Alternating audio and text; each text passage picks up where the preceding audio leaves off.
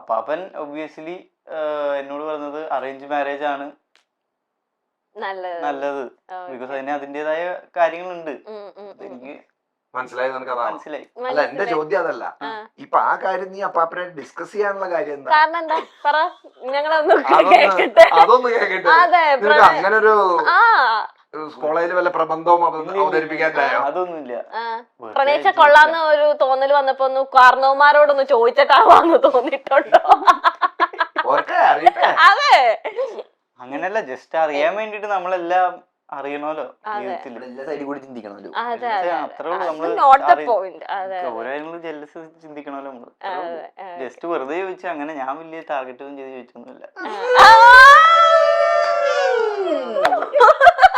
Valentine's ഡേക്ക് തന്നെ എനിക്ക് വരാൻ പറ്റിയതുകൊണ്ട്, അല്ലാതെ ഫാമിലി ഇന്റർവ്യൂവിന് ഇങ്ങനെ ചോദിക്കാൻ പാടില്ലല്ലോ. വാലന്റൈൻസ് ഡേ കൊണ്ട് പ്രണയമാണ്, പ്രണയം തുളും. സംശയം ഉണ്ടായിരുന്നു. അല്ലെങ്കിൽ മിണ്ടാപ്പൂച്ചകള് അല്ലേ കല കൊടുക്കുന്നു. മിണ്ടാപ്പൂച്ചല്ല ഇന്റർവ്യൂല് പ്രണയം ആയതുകൊണ്ട് ബ്ലഷ് അടിച്ചിരിക്കുന്നതായിരിക്കും.